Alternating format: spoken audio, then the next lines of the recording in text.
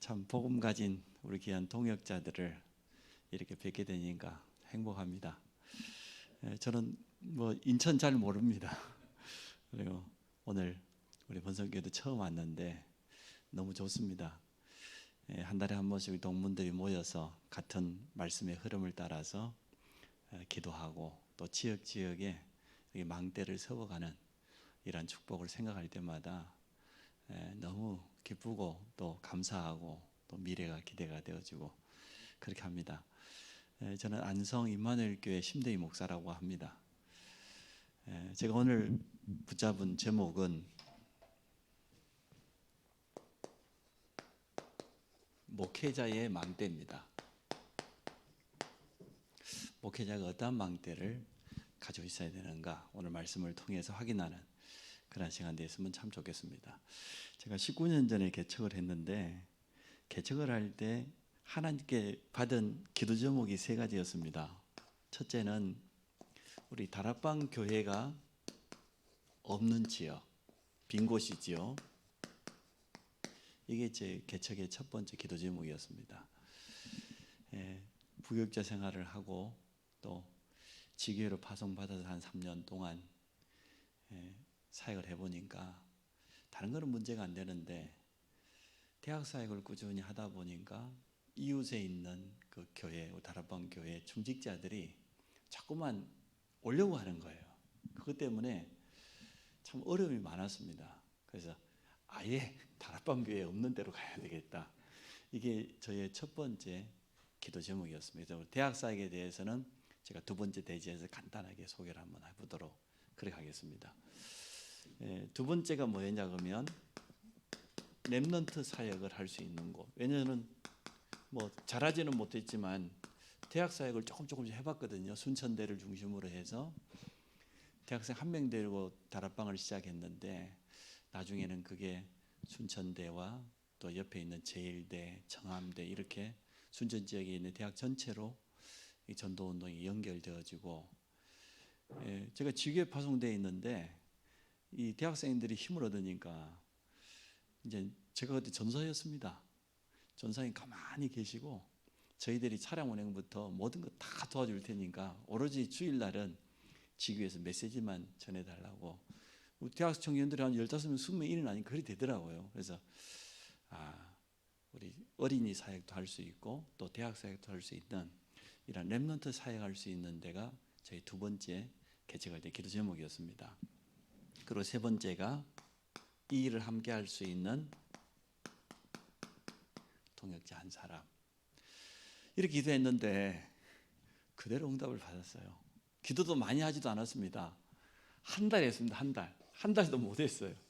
갑자기 교회를 이제는 개척해야 되겠다는 그런 시간표가 다가와서 담임 목사님 찾아갔죠. 목사님, 제가 이제 막 목사로 안수받고 부목사가 됐는데 지교회를 3년 동안 해보니까 지교회가 충분히 안정이 되었고 뭐 작년 한 5명 일 시작했는데 출석 작년이 뭐 한 80명 일이 넘어서니까 교회가 충분히 안정이 된 것 같습니다.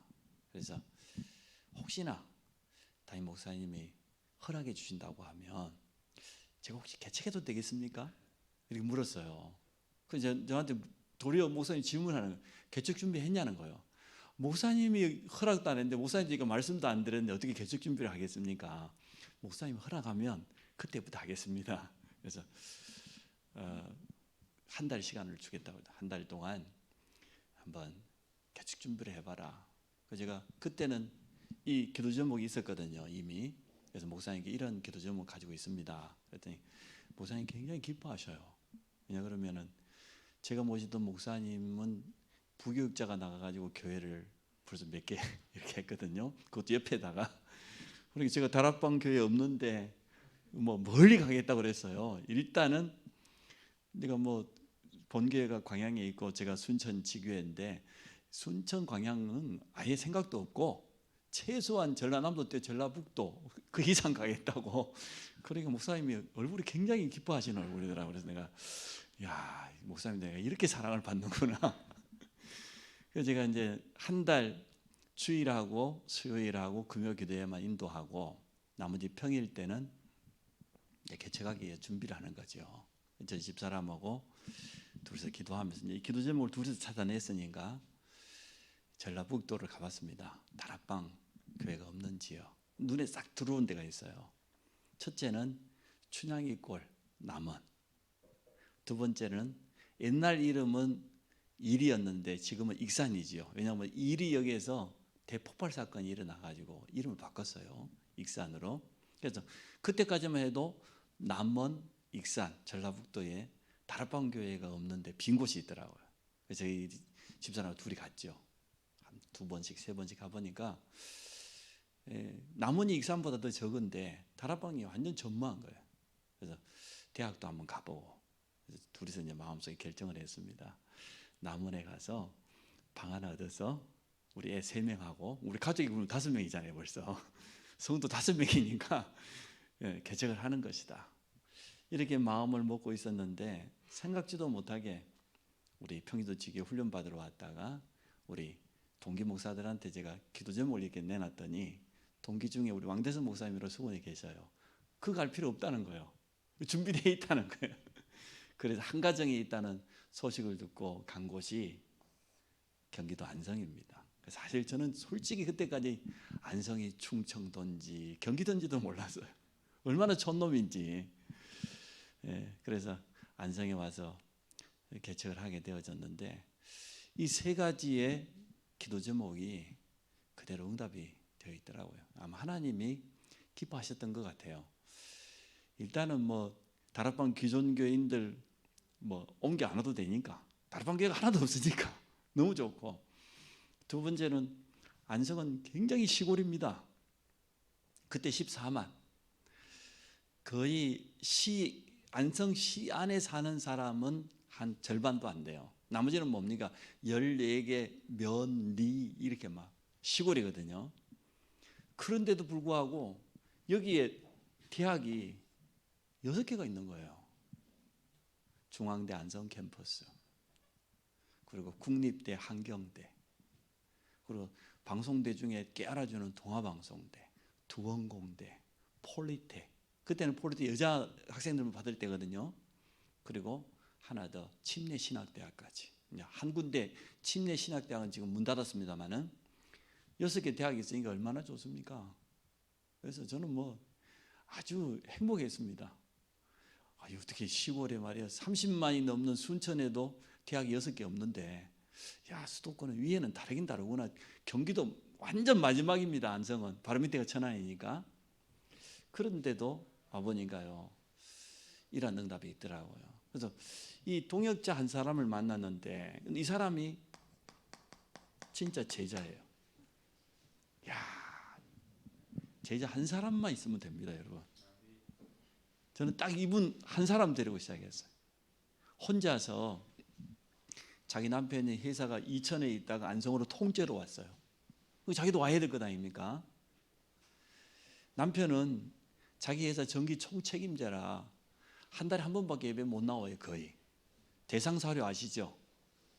그 옛날에 미원 유명한 회사였습니다. 근데 대상사료라고 하는 그 회사 총책임자인데 정기, 자기 남편도 예배 거의 못 나와요. 혼자서 자기 자녀 2명 데리고 예배 드리고 있는 그런 현장이었어요.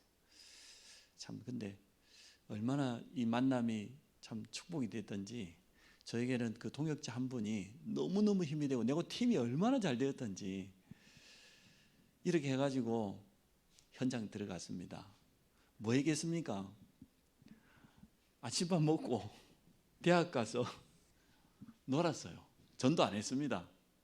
대학 가서 커피 사 먹고 대학 가서 학생들 만나고 도서관 가보고, 6개 대학이니까 거의 매일 한 대학씩 찾아갔어요. 가서 그냥 복음 전할 때 있으면 복음 전하고, 또 대학생들도 같이 이야기도 한번 해보고, 뭐 교수실도 한번 가보고 편안하게. 그렇게 한 몇 개월 하니까 숨겨져 있는 우리 랩런트들이 딱 드러나요. 랩런트들이 힘을 얻으니까 주위에 전도할 문이 있지 않습니까? 다락방 하나만 했는데 나중에는 이게 이제는 대학 지교회가 되어지고 우리 경기 남부 지역에 전도학교 매주 화요일마다 지금 하고 있거든요. 전도학교가 되어지고 그런 응답을 누렸습니다. 참 대학생들이 순수해요. 저하고는 너무나 잘 맞고, 저는 뭐 대학생들하고 뭐 이렇게 대화할 만한 수준이 높지 않은데, 수준이 너무너무 낮은데, 예수가 그리스도라는 이 복음 하나 가지고 가도 대학생들을 만났는데 너무 좋더라고요. 너무 편안하고. 대학 전도학교를 시작할 때는 전도학교 하고 나면 저희 집으로 다 데리고 갔어요. 교회에서 애들이 3명이라고 아파트를 48평을 얻어줬어요. 시골이니까 가능하죠. 방이 많지 않습니까? 큰애는 또 기숙사 학교 가버렸고. 그래서 전도학교 마치면 집에 와서 같이 포럼하고 같이 간식 먹어가며 웃어가면서 했는데 얼마나 행복했는지 몰라요. 뭐 우리 홍주미라고 하는 자매 이 교회 출신이 그때 있었으니까. 그래서 이 대학생들이 한 달, 두 달, 한 학기, 두 학기 지나면서 이 변화되는 것들, 은혜 받는 모습들 보면서 사실 제가 더 충격받았어요. 야, 이렇게 복음만 들어가면 이렇게 순수한데. 저는 지금도 기대를 가지고 있습니다. 대학생 가신 분들 저는 속으로 굉장히 존경합니다. 마음속으로 난 정민석 목사님 난 마음속에 얼마나 존경하는지 몰라요.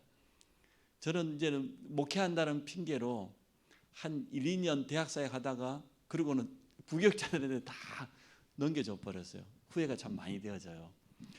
다시 시작해야 되겠다 그런 생각을 가지고 있는데요. 제가 이제 이렇게 저를 설명하는 이유는 하나님께서 원하시는 현장에다가 망대만 세우면, 빛만 바라고 있으면 준비된 제자, 준비된 현장 다 있다는 거죠. 시골 안성에서 가능했다고 하면 뭐 인천은 말할 것도 없죠. 아까 대학이 29개 뭐 이렇게 말씀하시던데 부럽습니다. 얼마나 좋은 현장입니까?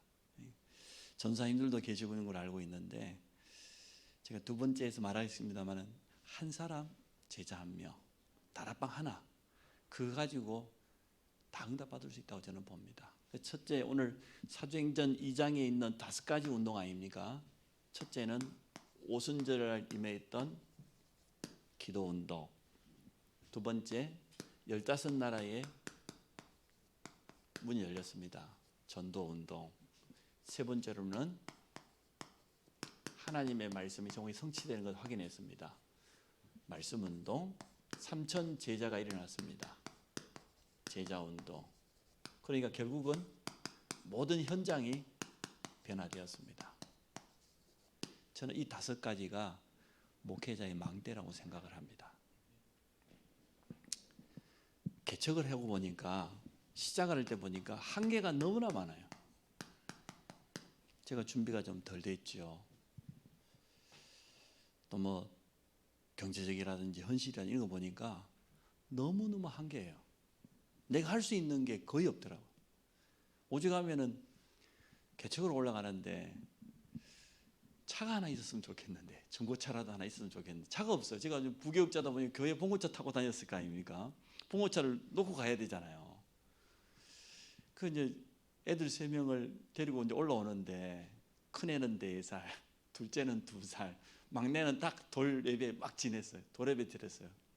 3명을 줄줄 달고 올라와야 되는데, 그것도 처음 가보는 이 도시에 가야 되는데 집을 얻을 수도 없어, 형편이.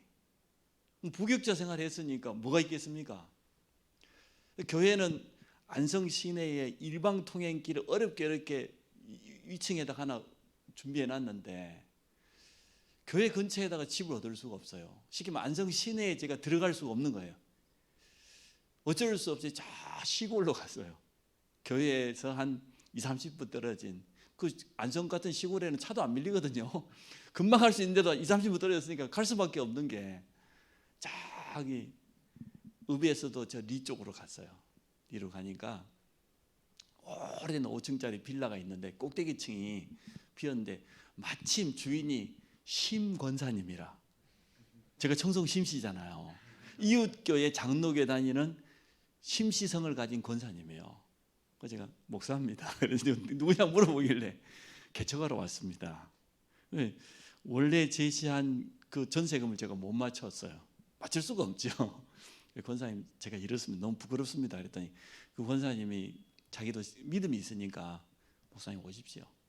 돈 걱정하지 마시고 그것만 받아도 저는 되니까. 자기도 어려운 것 같아요. 그런데도 형편을 봐주더라니까요. 제가 얼마나 좀 그랬겠습니까?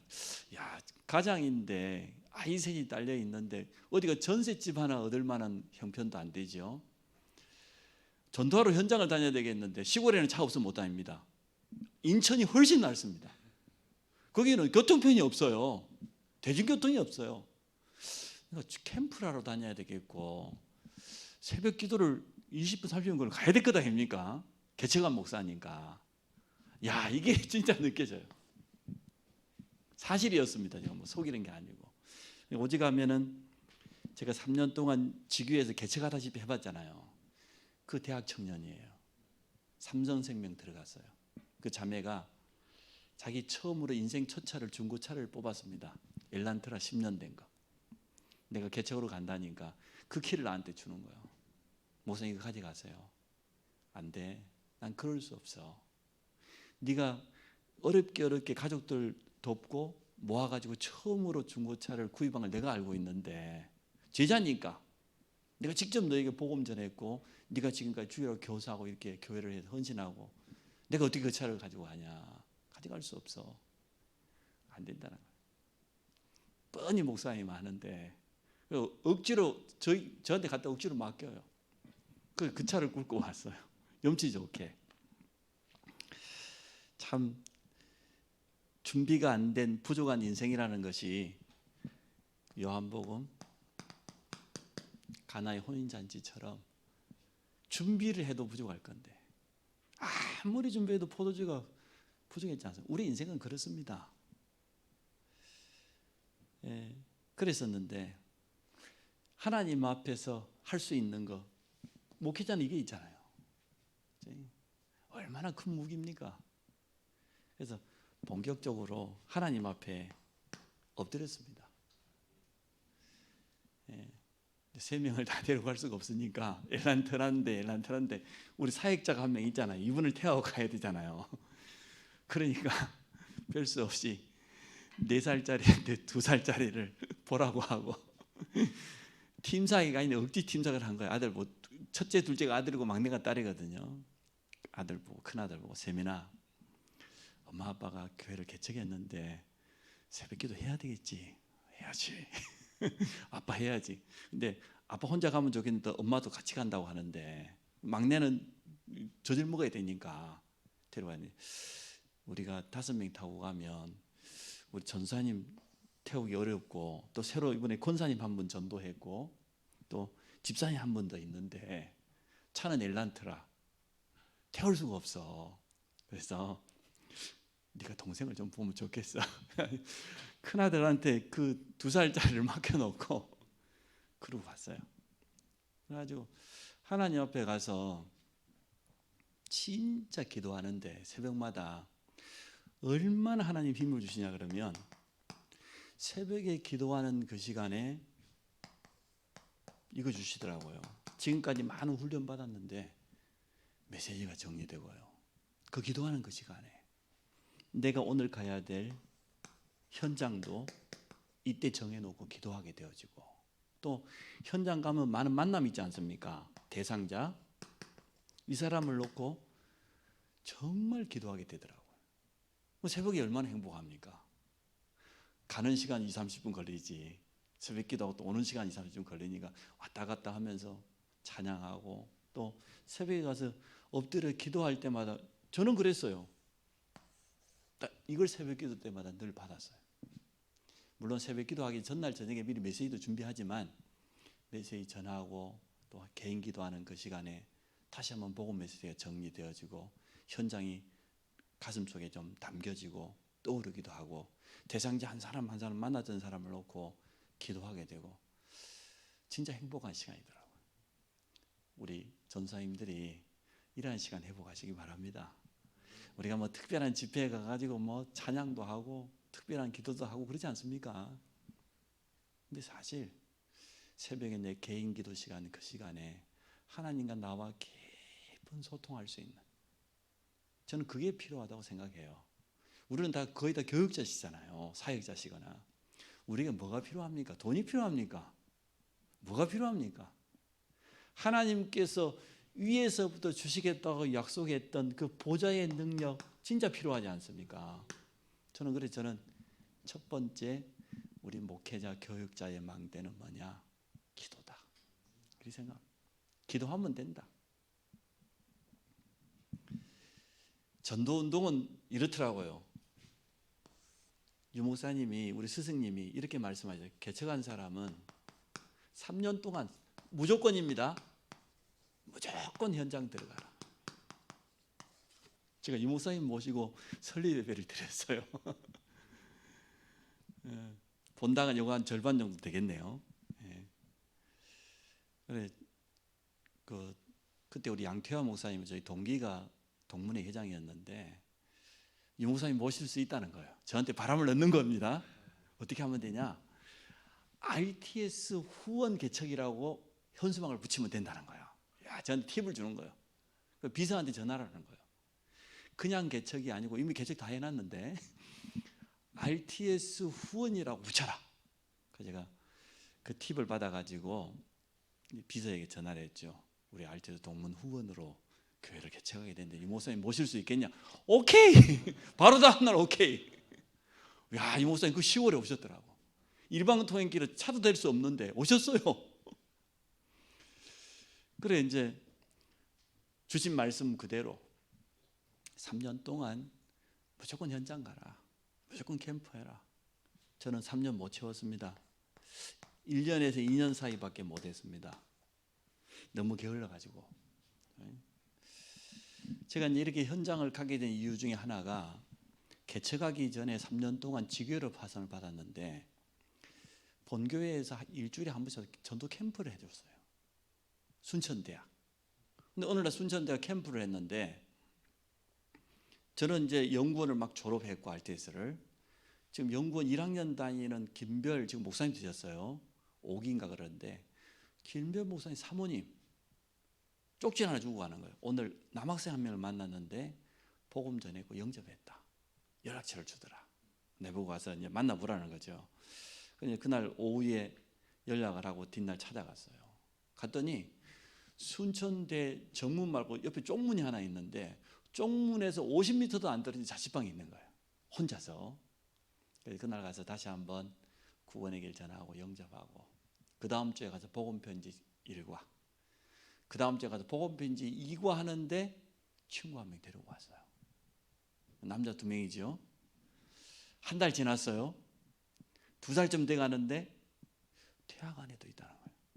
꼭 자취방에서만 해야 되나요? 아니요, 자취방에서 해도 되고 대학 안에서 해도 돼요. 대학 안에 내가 이미 달합하고 있으니까. 그래서 여학생 한 명 붙여줘요. 여학생 만났는데 개인적으로 상담할 일이다. 둘이 1대1로 만났는데 눈빛이 안 좋아. 간지를 안 자라. 이쁘게 생겨 공부도 잘하는데 아주 막 너무 스트레스 받거나 너무 긴장해 버리면 간질이 나와요. 친구들하고 같이 이야기하다가 거북 물고 쓰러져 버리고. 그럼 여학생 같으면 얼마나 힘들겠어요. 대학생인데 그것도. 네, 그때는 제가 목사 아직 안 됐었거든요. 전사님, 사실 제가 전사님한테만 말하고 친구들은 알고 있는데 참 간질이 있다는 거예요. 어떻게 하면 좋겠냐는 거예요. 그래서 내가 솔직히 이야기했어요. 난 간질은 모르겠다. 그건 내 소관이 아니고 단 나는 너를 도와줄 수 있는 게 있다. 간질 낳고 안 낳고는 내 손에 있는 게 하나님 손에 있으니까 너 복음 똑바로 붙잡아라. 너 집이 여수고 순천까지 왔다 갔다 하면서 지금 학교 다니고 있지 않냐. 일주일에 한 번씩만 만나자. 한 2달, 석 달 이렇게 달아방을 하는데 그 친구가 울면서 고백했어요. 자기는 간질이 몇 번 찾아와야 되는데 이상하게 복음 받고 예수님 영접하고 편안하게 기도만 하고 있는데 간질이 한 번도 안 나타난다는 거예요. 그럴 수도 있겠지. 난 속으로 그럴 수도 있겠지. 야, 기다려봐라 또 생길지도 모르니까. 애간히 힘 얻었어요. 힘 얻을만 하잖아요. 근데 꼭 그 증거 때문만은 아닌 것 같아요. 말씀을 알아듣잖아요. 이렇게 하면서 한 명 데리고 다락방을 했는데 여름방학 때가 되니까 이 친구가 사라져 버렸어요. 2달 동안 방학기도 안 나타나는. 그러니까 방학 기간 동안 하려고 열어놨던 문들이 절반 정도 다 져버린 거예요. 왜 그럴까? 연락도 안 받고. 방학이 끝났는데 새카매 하고 나타났어. 뭐 했냐? 자기는 가정이 너무 어려워서 남들처럼 뭐 집에서 이렇게 뭐 다 형편이 안 된다는 거예요. 그래서 방학 동안에 뭐 했냐? 고속도로 우리 가보면은 막 그 산을 막 깎아가지고 그 사이에다 길을 내잖아요. 그러면 이게 막 언덕이 막 가파르니까 거기에다 뭐 콘크리트를 막 쏘아가지고 이걸 굳어 놓잖아요. 그 작업을 한 햇볕에 가서 그렇게 해서 2달 동안 남들보다 좀 힘든 일을 해가지고 벌지 않으면은 학교 다니기 어려운 거예요. 2달 만에 나타났어요. 내가 모른 척 했어요. 그 이야기를 하길래 어려운 일이 있었구나. 그래서 이제 또 방학 뭐 학기 중이니까 또 그 친구 데리고 말씀 운동하고 이렇게 하는데 얼마나 재밌는지. 대학생 한 명 데리고 했던 다락방이 나중에는 대학생뿐만 아니라 청년들로, 이들이 또 주일학교 교사로 성가대로 헌신해주면 교회 분위기가 바뀌잖아요. 직위하면서 교회를 2번 옮겼어요. 처음에는 이거 절반도 안 됐을 거예요. 조그마한 데 하다가 40명 이제는 앉을 수가 없어요. 옮겼어요. 한 1년 반 만에 옮겼어요. 그랬더니 또 한 2년째 돼가니까 또 한 80명, 70명 또 안 돼. 3번 옮겼어요. 그리고 3번째 옮기고 나서 제가 개척을 올라왔거든요. 이렇게 한 사람, 많은 게 아니고. 그래서 저는 이거 말씀드리고 싶어요. 하나님의 예배해 놓으신 제자 한 사람 분명히 예비되어 있습니다. 대학생만 있겠습니까? 어린이는 없겠습니까? 제가 전사 때 본교에 있으면서 직위 파송받기 전에 저희 집사람이 간호대 출신이에요. 근데 결혼을 하면서 직장이 참 좋았어요. 일반 병원도 아니고 산업간호사니까 기업체 안에 있는 간호사, 자기 방 따로 있어요. 혼자. 얼마나 좋겠습니까? 대우 좋고. 이제 결혼하면서 그만두세요. 당신은 오늘부터 사모해요. 하나님 우리 책임질 거예요. 근데 전사 그때 사례비 50만 원 받을 텐데 그만두세요. 우리 집사람이 얼마나 신이 났던지 그 다음날 바로 사표서 버렸어요. 결혼하기도 전에. 전사 사모는 직장 안 다녀도 됩니다. 하나님 책임이 됩니다. 그래서 이제 결혼을 했는데 제 집사람이 피아노를 조금 이렇게 배웠단 말이에요. 근데 우리 교회 집사님 한 분이 피아노 학원 하는데 그 동네에 제일 잘해요. 임마누엘 피아노 학원. 근데 상담실이 있어요. 어느 날 그 집사님이 저에게 찾아온 전사님, 우리 피아노 학원에 상담실이 있는데 제가 부모들을 상담합니다. 근데 빈 시간 많다는 거예요. 학생들 중에 너무너무 어려운 애들 너무 많고 이혼하고 어떤 친구는 왔다가 신발을 벗는 피아노 학원인데요. 가면서 친구들 신발을 몽땅 양변기에다 갖다 빠뜨려 버리고 가기도 하고 별의별 이상한 애들이 있다면 그런 아이들도 상담해주면 안 되겠냐 하죠. 우리 집사람 보냈어요. 상담실에 가서 잠깐 동안 있는 거죠. 아이들 올 때 반겨주고 상담해주고 가까운 애들은 태워다 주기도 하고 이렇게 어린이 전도를 했는데 얼마나 재밌었냐 그러면 나중에는요. 거기에 주일날 그 학원 중심으로 하고 아이들이 교회로 오겠다고 하는 애들이 모여야 되는데 교회 봉고차로 다 태워갈 수 없는 거예요. 2대 세대로 안 되는 거예요. 아이들이 너무 많이 모이니까. 그래서 모든 주일학교 교사들이 차 다 동원해가지고 아이들 태워갖고 교회 다녀. 그러니까 렘넌트 어린이 사역한테 그렇게 재밌더라고요. 피아노 학원 하나에서 그냥 말씀 운동하고 상담하고 그럼 부모들 가만히 있습니까? 아이들이 바뀌는데 부모들 분명히 연결됩니다. 렘넌트 어린아이 한 명을 통하여서 어린이 다락방, 그룹 다락방, 나중에는 부모 가족, 할아버지 할머니 한 사람입니다. 우리 전사님들 뭐 유치부 사역에도 괜찮고요. 어린이 사역에도 상관없습니다. 한 사람이에요. 제자 한 사람, 한 군데 다락방. 한 지역. 오늘 본문하고는 좀 내용이 다릅니다만은 충분히 가능합니다. 왜 전도운동이 안 일어나겠습니까? 안 일어나는 게 이상하지. 일어날 수밖에 없다고 생각해요. 세 번째, 말씀운동입니다. 교육자가 증인으로 서면 돼요. 설교하려고 하니까 힘들지. 저도 설교 준비해보니까 힘들더라고요. 제가 뭐 성경도 잘 모르고 원어도 잘 모르고 공부를 워낙 안 하는 체질 돼가지고 저는 전사님 따라하지는 마십시오만은 그 기숙사 생활할 때 수업 끝나고 나면 조그만 했어요. 나중에는 어두워지면 봉고차 3대 불 켜놓고 족구했어요. 그러다가 졸업했어. 뭔 공부를 했겠어요. 그런데 나에게 이러한 하나님의 은혜가 있고 현장에서 이러한 만남이 있고 그 증인으로 선다고 하면 되지 않습니까? 물론 좀 영적으로도 신학적으로도 풍성하고 그러면 좋겠지요. 말할 것도 없지요. 근데 그것과 상관없이 목회자가 정말로 증인으로 선다고 하면 다 된다고 봅니다. 그래서 이 목사님 이렇게 표현했습니다. 목회자는 강단 선교사. 원색적인 복음 가지고 증인으로만 선다고 하면 충분히 강단 선교사 맞다고 봅니다. 그래서 우리 모든 성도들이 예배 속에서 모든 답을 다 내봐요. 6일 동안 세상 사는 게 쉽겠습니까? 렘넌트들이 공부하는 게 쉽지 않을 겁니다. 또 직장생활 저도 조금 해봤습니다만은 직장생활이 쉽지 않아요. 거의 피라미드 구조에다가 산업인들도 마찬가지. 제가 산업을 해봤습니다. 짧은 시간 동안 안 해본 게 없는데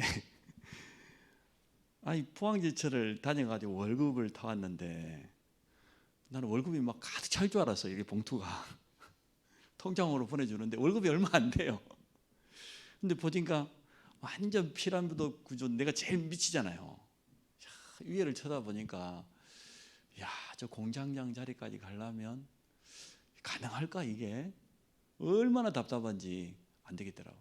내가 이 직장 안에서 만약에 결혼해버리면은 퇴사 못할 것 같아요. 그 총각 때 제가 퇴사를 했어요. 뭐 했냐?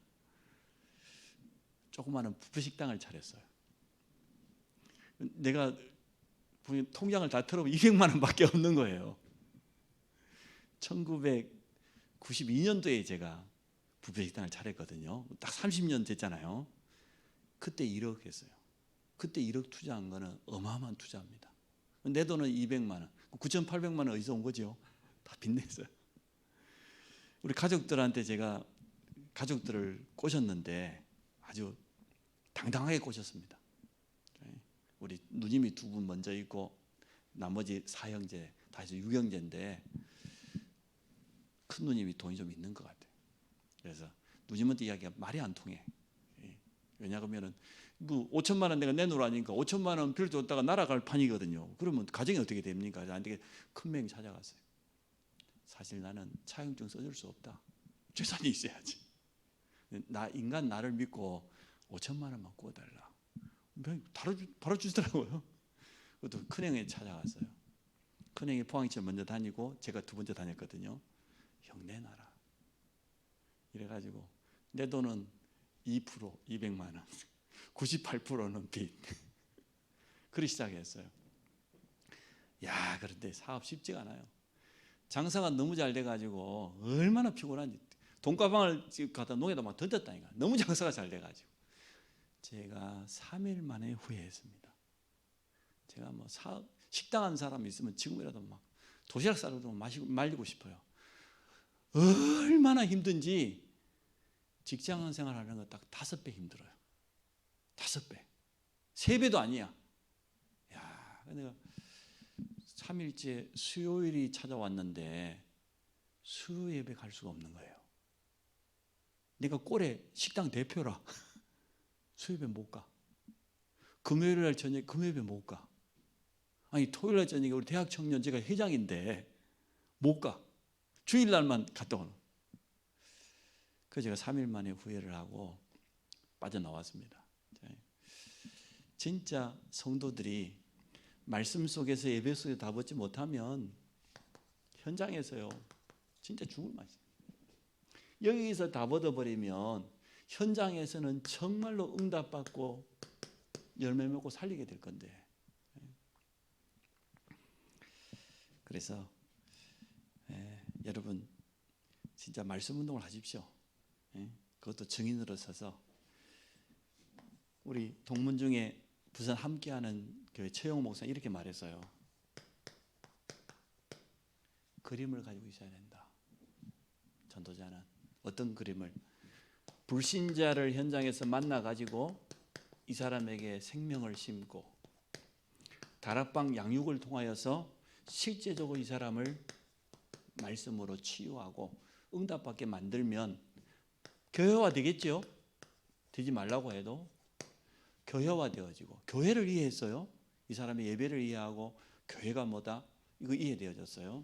나중에는 이 사람이 훈련되어져서 진짜 중직자로 제자화 되어지고, 이 그림을 가지고 있어야 된다. 말씀 운동의 그림. 현장에 한 번도 복음 들으지 못한 그 사람에게 영접 운동부터 시작해가지고 흔들리지 않는 중직자로, 흔들리지 않는 제자로 세워가는 이 그림을 가지고 있어야 된다. 그렇게 하면 하나님은 틀림없이 제자를 붙이실 겁니다. 시간이 없으니까 바로 넘어가도록 하겠습니다. 제자 운동입니다. 모든 사람은 제자를 남깁니다. 주님도 12사도 70인 제자. 그래서 70제자, 70지역, 70종족, 70나라 계속해서 나오지 않습니까? 모든 사람은 틀림 제자를 남겨요. 제 친구가 지금 초등학교 교사입니다. 감사하게도 저는 여수에서도 배를 좀 타고 들어가는 섬 출신입니다. 저희 모교회가 그 섬인데도 불구하고 1932년에 교육자도 아닙니다. 순회 전도자가 와가지고 남의 흙감 빌려가지고 시작한 거예요. 자기는 이제는 생활이 안 되니까 낮에는 남의 굼을 기워주고 아르바이트 하면서 예배드리기 시작한 그게 저희 모교회입니다.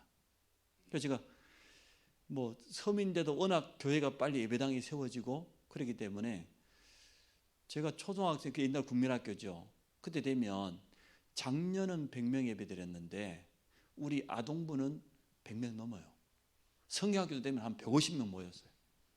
섬이 꽤 커서 제 동창이 100명이에요. 한 학년이 100명 같으면 1학년부터 6학년까지 해도 600명이잖아요. 중학교 300명, 고등학교 300명, 벌써 랩넌트만 해도 수천 명이에요. 섬이 한 3,000명 됐어요. 한참 클 때는.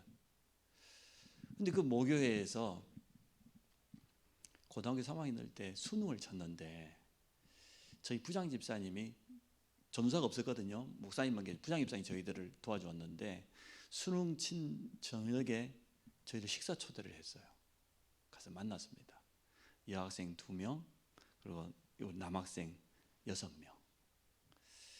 밥을 먹었는데 부장님도 저희들에게 묻는 겁니다. 어느 대학을 갈래? 여기 치대 가고 싶다. 교육대 가고 싶다. 철학과 가고 싶다. 어디 가고 싶다. 이렇게 다 대답을 했습니다. 부장님 눈빛이 이상해요. 안 좋은 눈빛이요. 나중에 물어봤더니 여학생 2명은 놔두고 너 6명 중에 그래도 나는 1명 아니면 2명 정도는 신학 갈 줄 알았다. 그것도 일반 대학 거치지 않고 바로 갈 줄 알았다. 목사님 아들도 있었거든요. 이야곱이라고. 뭐 좀 실망한 눈치인 것 같아요. 그래서 그랬었구나. 그분이 그렇게 말하고 난 지 10년도 안 지났습니다. 목사님 아들 우리 이야곱 일반 대학 나와서 신학대학 들어가고 제 친구 통합죽 신학대학 들어가고 지금 말레이시아 선교사 가 있습니다. 또 제가 늦게 또 신학하게 되고 여자친구 한 명은 지금 여기 옆에 목사 사무대에 있어요. 그분이 기도했던 것들이 하나도 땅에 안 떨어졌어요. 그 중에 한 명이 초등학교 교사가 됐는데 어머님이 권사님이셔요. 우리는 토요일 밤에 중고등부 예배 드리고 나면은 그 친구 집에 늘 놀러 가는 거예요. 다음날 주일 아침까지 밥 얻어 먹고. 근데 방학 때 어느 날 갔더니 뭐 하고 계시냐? 아버지는 교회 안 나오거든요. 하도 안 가지고 아버님 아침부터 하루 길이 봐야 된다면서, 신수 봐야 된다면서 하도 일일이 하고 있는 거예요. 이 집에는 이렇구나. 어느 날 갔더니 온 가족이 5명이서 고스를 치고 있는 거예요. 제자 교육을 참 잘 받았어요. 나중에는 우리가 다 받았어요. 나중에는 저희들이 방학 때만 되면은 고스톱을 그분들한테 배워가지고, 제가 무슨 이야기 하려고 합니까? 모든 사람은 제자 단계입니다. 어떤 제자예요? 여러분 어떤 제자를 남기길 원합니까? 정말 순수한 그리스도의 제자. 내가 다른 동기 없다고 하면 나와 같은 제자 남겨야 되겠죠. 그렇지 않습니까? 저희가 애들이 3명이 지금 다 대학생인데 심심치 않게 듣습니다. 아빠 닮았다고. 그 말 듣고 뭐 기분 나빠할 사람은 별로 없을 것 같아요. 결국은 닮습니다. 따라갑니다. 우리 지금 주일학교에서 키우고 있는 렘넌트들이 결국은 닮아갑니다. 우리는 내 제자가 아닌 이 그리스도의 제자를 남기기를 원합니다. 지금은 저희 교회 장로님 되셨는데 조그마한 업체의 자기 소장이에요. 가보니까 직원들 좀 있고 그래요. 이제 새 가족으로 우리 교회 등록을 해서 제가 신방을 갔죠. 다락방이었어요. 이 사업체에서 말씀 운동하자. 그러니까 직원들 와서 복음 받고 계속해서 바뀌어 가면서 이렇게 하는 거죠. 그때는 집사예요. 집사님이 정말로 제자로 쓰임 받기 원하면 월급 이거 가지고는 안 되겠다. 2 아들 키우면 딱 맞겠다. 딱 기도해야 된다. 진짜 하나님이 숨겨놓으신 복음 경쟁이 있을 거니까 기도해보자. 이분이 제자 맞아요. 제자는 보니까 이거 따라가더라고요. 특히 강단. 그때 제가 그 집사님에게 주었던 미션을 마음에 담고 기도하기 시작하는 거예요. 2 부부가 함께. 기회가 왔어요. 그 회사가 큰 회사에 인수합병되면서 좋은 자리를 제의했어요. 대우도 훨씬 나았고. 근데 이분이 박차고 나왔어요. 왜냐? 말씀을 내가 이렇게 미션으로 잡았는데 아마 지금이 그 시간표 아니겠냐 말이에요. 그래서 작은 자기 전공이 있으니까 그 전문성 가지고 빚내 가지고 작은 사업했습니다. 그 사업 시작했는데 하나님이 말씀을 따라가는 그 제자를 계속 축복하시는 거예요. 뭐 특별히 잘하는 것도 아닌데 이래가지고 사업이 자꾸 커지고 2 아들 유학 다 보내고 왔고 코로나 때 4억을 2층으로 지었어요. 이 목사님이 기쁘다고 글씨 써주시더라고요. 글씨 갖다 붙여놨어요. 이분이 제자가 있다는 이게요. 그 대학 안에서도 제가 조금 맛봤지만 안성에 와서 진짜 그 제자들은요, 뭐 주위 사람 무슨 소리 아무 상관하지 않고 전도하더라고요. 여자장로님 한 분은 알로에 마임이라고 하는 조그마한 사업소가 있는데 거기는 강의실 있잖아요. 뭐 얼굴 뭐 이렇게 뭐 화장품이라든지 뭐 건강 보조식품 이런 거 뭐 파니까 교육을 늘 하잖아요. 다락방을 늘 하잖아요. 우리 식으로 말하면. 그리고 저는 뭐 일주일에 한 번씩 갔어요. 다락방 좀 해주고 장로 그때는 집사님 이렇게 하시라고. 그 한 군데 현장에서 내가 생각하기엔 우리 교회 한 30명 가까이 건졌던 것 같아요. 그분들이 지금 권사님 되어 있고요. 대부분 집사님 되어 있고 한 군데 현장에서. 제자는 그렇습니다.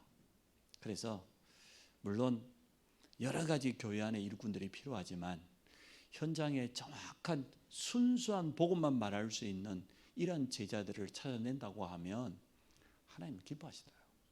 그래서 이러한 제자운동, 저는 지금 기도하고 있습니다. 우리 지역에 7,000 제자, 안성, 평택 합쳐서 계속 오고 70 지교회, 그러면 70 장로겠죠. 자, 마지막으로 현장운동은 간단히 말씀드리겠습니다. 교회 안에 있는 교인은 많은데 실제로 현장에 가면은 전도자가 부족합니다. 왜 그럴까요? 초대교회는 사도의 가르침을 받고 힘 얻어가지고 현장 가서 현장을 변화시켰는데, 우리 렘넌트들은 예수 믿는 표시만 내도 될 건데, 그래서 우리 현장이 전도자가 부족하다 보니까 빈 곳이 되었습니다. 사각지대가 정말로 재앙지대가 되었습니다. 아까 우리 정현호 목사님 잠깐 말씀하셨던 것처럼 이 미추홀 지역에서 일어나는 많은 사건들, 일들, 그 책임이 그 절간에 있는 건 아니지 않습니까? 아니 뭐 천주교인들에게 있는 건 아니지 않습니까? 이단들에게 있는 건 아니지 않습니까? 우리에게 있는 것 아닙니까? 저는 이태원 참사가 일어나는 것들을 보면서 마음속으로 부끄럽더라고요. 저게 우리 책임 아니냐. 정말로 올바른 복음 문화를 회복하고 우리 후대들에게 제대로 답을 주고, 저들 가운데 우리 렘넌트도 있을 수 있는데, 뭐 세월호 사건이라든지 많은 사건들이 일어났으니까요. 우리 현장에 정말 있어야 될 게 없습니다. 아니 소주방도 있고 노래방도 있는데 우리 현장에 다락방만 없잖아요. 솔직히 말하면 그렇지 않습니까? 얼마나 많습니까? 눈만 열고 나가면 그냥 막 온통 타락 문화는 가득 차 있는데 진짜로 필요한 것이 없습니다. 성도들이 현장에서 응답받지 못하면 갈등이 끊임없습니다. 또 교육자인 우리도 마찬가지 아니겠습니까? 현장에서 말씀 성취를 확인하고 실제적으로 하나님이 준비해 놓은 전도의 문이 있다는 이것들을 체험하면 될 건데, 이걸 못 보면 그렇게 되어져요. 그래서 저는 이 현장을 일단은 뭐 개척했을 때도 그렇고 무조건 갔어요. 전체를 돌아보란 말이 이해되더라고. 전체를 보니까 안성은 천주교인들이 조선 말기에 핍박당하고 자기식으로는 순교지요. 그 유명한 미린의 성지, 죽산 성지, 순교당했던 거 전부 안성에 있어요. 전부 100%. 천주교가 얼마나 강하겠습니까? 처음으로 우리나라에 포도나무를 식재를 한 누가 좋았냐? 프랑스 신부가 안성에서 심었어요. 물론 지금은 품종이 다양해졌습니다만은 그래서 우리나라에 포도나무가 들어온 거예요. 얼마나 안성 그러면 포도 유명하거든요.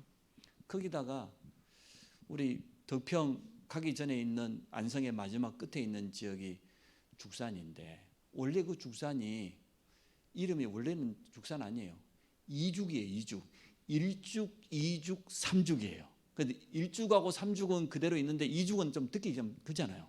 그래서 이름을 바꿨어요. 죽산으로. 그 죽산은 그 마을 전체가 절터였습니다.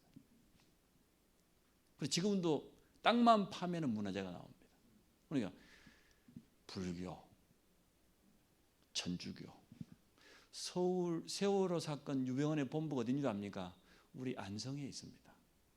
지금도 그 남아있는 사람들 아예 한 아파트 전체 거의 3분의 1 그 구원파 그대로 있습니다. 세월호 유병헌의 본부입니다. 안성에. 그리고 여호와 증인의 본부 우리 교회에서 500m 들였어요. 워치타워 안성입니다. 왜 그렇죠? 내가 모르고 갔는데 이단의 이단은 모든 본거지가 전부 안성에 있어요. 야, 워치타워는 가보니까요. 그때만 해도 거의 20년 전이잖아요. 하루에 그 파수대 두고 다니는 전도지 있잖아요. 여과장인들 하루에 18만 5천 부씩 인쇄했어요. 주말만 빼고 매일. 그리고 거기가 이쪽 동북아시아의 완전 거점입니다. 거기서 번역해가지고 유럽, 아프리카까지 다 보냅니다. 번역이 있죠. 인쇄 다 합니다. 거기서 자기들 말하는 뭐 새성경, 성경부터 해가지고 가보니까 그 뭐 저기 뭐냐 군복무 안 하는 그 여호와 증인들 위해서요. 변호사 있어요, 의사 있어요, 법률 전문가 방들 다 있어요.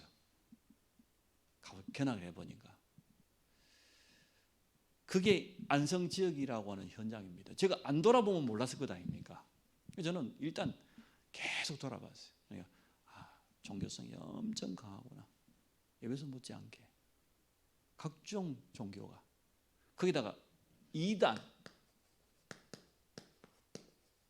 얼마나 강한지. 그리고 안성 사람은 기독권이 굉장히 강합니다. 왜냐 그러면 우리나라에서 처음으로 도둑을 막기 위해서 담을 쌓은 데가 안성이라고 합니다. 그럼 안성이 옛날에 괜찮았는데 전국 5대 장 중에 하나가 안성장이에요. 안성맞춤이라는 단어 여러분 아시죠? 그 단어가 어떻게 생겨났냐 그러면 이 한양에 사는 양반들이 6.15 그릇을 마신다면 집안의 모든 그릇을 제사 그릇, 제사 음식도 만들고, 근데 어디 가서 맞추어야 가장 마음에 드냐? 안성에 가서 6.15를 맞추어야 믿고 쓸 수 있다. 그게 안성맞춤이라는 단어가 됐어요. 명사가 되었어요. 이해되죠? 안성이 대단한 데예요. 평택은 잽도 안 됐어. 지금은 평택이 2배 이상 커버렸고, 안성 사람들은 뭐 들리는 소문에 의하면 에버랜드가 거기 들어오려고 했는데 안성 사람이 땅을 안 내서 못 들어왔다 그러고, 대기업들이 하나도 없어요. 왜? 유지들이 아쉬운 게 없어. 넓은 땅을 가지고 있는데 결국은 철도도 평택에 빼앗기고 다 빼앗겨 버렸어. 경부고속도로만 안성과 평택 한가운데로 지나가지 나머지 다 빼앗겨 버렸어, 평택에. 그게 우리 지역의 특성입니다. 이 사람들이 굉장히 배타적이에요. 지역 사람들만 선호해요. 제가 전라도 사람이라 그랬더니 어느 날 우리 교회 옆에 있는데 지나가는 분이 있어요. 그래서 제가 물어봐요. 내한테 묻는 거예요. 목사님 어디서 왔냐는 거예요. 전라도에서 왔습니다. 대뜸하는 첫 마디가 뭐냐? 전라도 사람 안 되는데. 안성 사람 외에는 잘 안 써져요. 자기들끼리 사업하고 자기들끼리 서로 주고받고 그래요. 굉장히 배타적입니다. 근데 뭐 그게 무슨 상관이 있습니까? 복음이 있는데. 현장에는 해답 가진 자하고 해답을 원하는 자, 이 두 종류만 있는데 우리는 해답을 가지고 있는데, 그렇지 않습니까? 현장에 뭐가 필요합니까? 건물이 필요합니까? 뭐가 필요합니까? 해답만 가지고 간다고 하면 하나님은 해답 얻을 자를 준비해 놨다. 그래서 밑에 내용은 다 그냥 놔두시고 사도행전 2장에 5가지 운동 아닙니까? 오순절, 기도운동. 이게 목회자, 교육자 첫 번째 망대다. 그러면 전도문은 열리게 돼 있다. 말씀운동, 제자운동, 현장운동. 우리 동문에 이렇게 되어 있습니다. 소상임의가 있습니다. 이 원장으로 우리 정 목사님 지금 헌신하고 계시지요. 이 밑에 이 원장과 함께 또 이원 3사람과 국장 4사람이 있습니다. 그래서 이 원장까지 하면 소상임의 전체가 8명입니다. 이거는 우리가 만든 것도 아니고 딱 4년 전에 유 목사님이 이렇게 만드셨습니다. 지금도 총회가 있고 우리 전도협회가 있잖아요. 총회와 상관없이 이 다락방 전도운동을 지속하기 위해서 협회와 상임위원들이 계십니다. 그런 것처럼 우리 동문들도 RTS도 멀리 내다보고 이걸 이 목사님이 만드신 것 같아요. 그럼 우리는 RTS 동문회가 있습니다. 근데 이거는 국내가 있고 해외 양해각서를 체결한 우리 해외 신학교가 굉장히 많습니다. 숫자가 계속 바뀌어요. 계속 새롭게 지금 생겨나오니까. 그래서 RTS 동문회는 이 2가지를 합친 겁니다. 원래는 국내에만 있을 때는 우리가 총동문회라고 이렇게 이름을 붙였는데 지금은 국내의 덕평에 있는 RTS와 함께 해외에 지금 선교사님들 중심으로 해서 RTS가 굉장히 많이 생겨났습니다. 그래서 총이란 단어는 여기에만 붙이기로 했습니다. 그러면 국내 동문회는 RTS 동문회입니다. 이걸 다 합쳤을 때 총동문회가 됩니다. 그 전에 총동문회는 뭐였냐? 국내 RTS 출신들이었어요. 동문회 회장은 총동문회 회장이라고 이렇게 생각했어요. 지금은 그렇지 않습니다. 해외 RTS도 다 회장단이 있습니다. 다 임원들이 있습니다. 그렇게 해서 이 밑에 전도학교가 있습니다. 국내에도 있고 똑같이 해외에도 있습니다. 전도학교를 책임지는 우리 정면수 목사님처럼 지부장님 계시고요. 정면수 목사님처럼 또 총무가 계시고, 이렇게 해서 전국과 세계에 지금 흩어져 가고 있습니다. 물론 여기에는 우리 RTS 재학생들까지 있습니다. 그래서 저희 지역도 마찬가지입니다만은 이 동문 전도학교 때는 RTS 재학생들이 같이 참여하고, 또 교회 안에 지교회 사역자를 비롯해서 중간 사역자들이 같이 참여하면서 말씀의 흐름을 타면 참 좋겠다 싶습니다. 우리 전체 소상임에 주관하는 수련회가 두 가지 있습니다. 5월 달에 있는 부교역자 수련회, 그리고 10월 달에 있는 세계 RTS 대회. 이 부교역자 수련회라고 이름을 붙였더니 우리 정현우 목사님이나 정면수 목사님처럼 담임 목사님들이 잘 안 오셔요. 담임 되신 분들이. 그래서 제가 이름을 바꾸자 그랬어요. RTS 수련회라고 하자. 그랬더니 또 뭐가 문제냐? 부교역자들을 어른들이 안 보내줘요. 그래서 어쩔 수 없이 이름은 못 바꿨습니다. 그러나 알고는 있어야 될 거다. 사실은 제가 RTS 수련회입니다. 그래서 부교역자 수련회 이름을 붙여야만 우리 동문 부교역자들이 지금 훨씬 더 많으니까 그분들이 편하게 교회 후원받아 참여할 수 있겠다 싶어서 이름을 못 바꾸고 있습니다. 그래서 우리 담임 되신 분들은 이걸 마음에 좀 담아두시기 바라고요. 또 세계 RTS 대회를 통하여서 우리 동문 총회도 하고, 또 목사님 통해서 하나님의 중요한 말씀을 받고 있습니다. 참 목회자의 망대라는 제목으로 말씀을 전하긴 했습니다만은, 우리 여기 계신 분들이 하나님 앞에서 또 기도하시면서 실제로 말씀을 현장에 적용하는 그런 응답 누리기를 주의 이름으로 축복합니다. 하나님 감사합니다. 부족한 종이 섰지만 성령께서 역사하여 주시고, 초대교회에 일어났던 성경적인 전도운동이 우리 동문들을 통해서 새롭게 회복되게 하시며, 지역마다 복음의 빛을 비추는 중요한 망대들을 세워가는 이러한 축복을 허락하여 주옵소서. 예수 그리스도 이름으로 기도합니다.